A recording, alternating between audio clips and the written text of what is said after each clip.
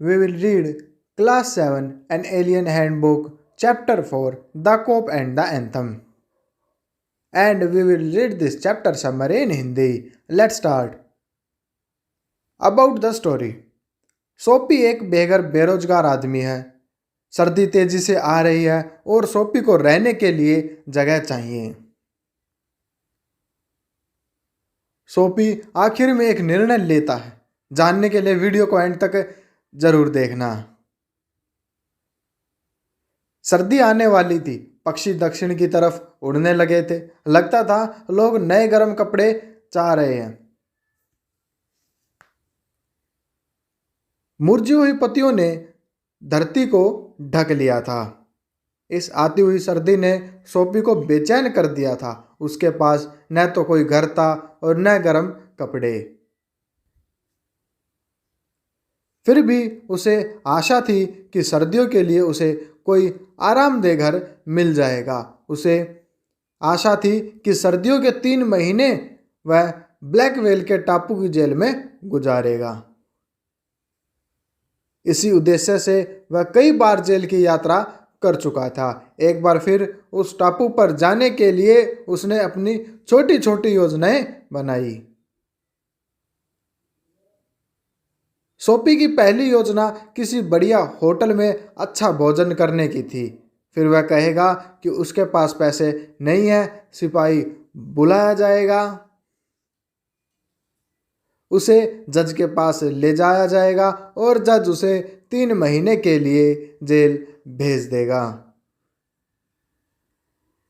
वह एक रेस्टोरेंट में गया। यहाँ बढ़िया भोजन और अमीर व्यक्ति अपने बढ़िया कपड़ों में हर शाम दिखाई देते थे। दुर्भाग्य से हेड वेटर ने रेस्टोरेंट में घुसते हुए उसके टूटे पुराने जूतों को देख लिया। उसने चुपचाप लेकिन तुरंत उसे बाहर कर दिया। सोपी दूसरे रेस्टोरेंट में गया। उसे भोजन मिल गया। उसके बाद उसने घोषणा कर दी कि उसके पास कोई पैसा न था। उसने खुद ही वेटर से सिपाही को बुलाने को कहा। इसके बजाय वेटर ने उसे बाहर सड़क पर पटक दिया। इस प्रकार जेल पहुंचने की उसकी पहली योजना बेकार चली गई। बड़े बड़े शीशे की खिड़की वाली एक दुकान थी। सोपी ने एक बड़ा सा पत्थर उठाया और शीशे को तोड़ दिया। लोग दौड़कर आए। वहां पर एक सिपाही भी था। सोपी ने शीशा तोड़ने की बात स्वीकार कर ली, पर सिपाही का दिमाग सोपी के बारे में सोचने को तैयार न था। जो आदमी खिड़कियां तोड़ते हैं वे पुलिस के सिपाहियों से बात करने के लिए वहां रुकते नहीं हैं।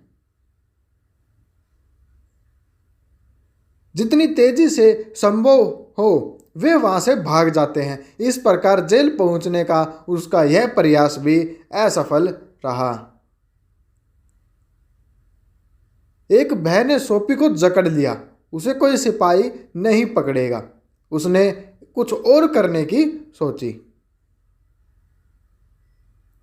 वो एक ऐसे सिपाही के पास आया जो एक विशाल थिएटर के सामने खड़ा था। वह जोर जोर से ऐसे चीखने लगा मानो उसने शराब अधिक पी ली हो। सिपाही ने सोपी की ओर पीठ कर दी। सिपाही अपने पास में खड़े एक व्यक्ति से बोला, अरे यह कॉलेज के उन लड़कों में से है। यह कोई नुकसान नहीं पहुंचाएगा। हमें आज्ञा है कि इन्हें चीखने दें। वह सोपी को कॉलेज का लड़का बता रहा था।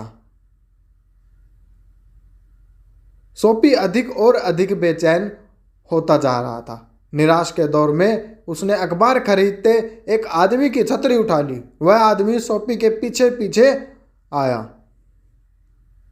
उसने सोपी से कहा कि वह उसे उसकी छतरी वापस कर दो। सोपी ने उससे कहा कि वह कोने में खड़े पुलिसमैन को बुला ले। पता लगा कि वह व्यक्ति स्वयं उस छतरी को चुरा कर लाया था, इसलिए उसने सिपाही को नहीं बुलाया। उसने उसे सोपी को ही देने का प्रस्ताव किया। सोपी ने फिर उस छतरी को फेंक दिया। अब उस दिन गिरफ्तार होने की सोपी की सारी आशाओं पर पानी फिर चुका था। वह मेडिसन स्क्वायर की ओर बढ़ चला। वह घर जा रहा था, हालांकि उसका घर एक पार्क में एक सीट ही था। एक शांत कोने तक पहुंचकर वह रुक गया। इस जगह उसका बचपन का पुराना घर था। उसके कानों में मीठा मीठा संगीत आ रहा था, जिसने सोपी को वहीं रोक दिया। उसने अपने बचपन के दिनों का विचार आया। यहाँ पर चर्च में रहने वाली माताएं, फूल और ऊंची उम्मीदें थीं। वहाँ पर मित्र थे और स्वच्छ विचार और स्वच्छ कपड़े। उसकी आत्मा में अचानक और विस्मयकारी बदल आ गई। उसने सोचा कि वह कैसे गिर चुका है। उसने अपने बर्बाद हुए वक्त को, अपनी गलत इच्छाओं को, अपनी मृत आशाओं को और नष्ट हो चुकी अपनी मानसिक शक्ति को देखा। उसने अपने जीवन को बदलने के लिए संघर्ष करने का निश्चय किया। वह फिर से अपने आप को एक इंसान बनाना चाहता था। अभी भी वक्त था, वह काफ़ी जवान था। जीवन में वह अपने पुराने उद्देश्य को फिर से पा सकेगा। मधुर संगीत ने उसे बदल दिया था। उसने निश्चय किया कि वह अगले ही दिन काम की तलाश करेगा। नए विचार उसके दिमाग पर अब अधिकार जमाने लगे थे। तभी सोपी को लगा कि किसी ने उसके बाजू पर अपना हाथ रखा है। वह एक सिपाही था। उसने सोपी से पूछा कि वह यहाँ क्या कर रहा था। अपनी नई शक्ति के जोश में सोपी उससे बहस करने लगा। सिपाही सोपी को अपने साथ ले गया। अगली सुबह जज ने उसे ब्लैकवेल आइलैंड में 3 महीने की कैद की सजा सुना दी।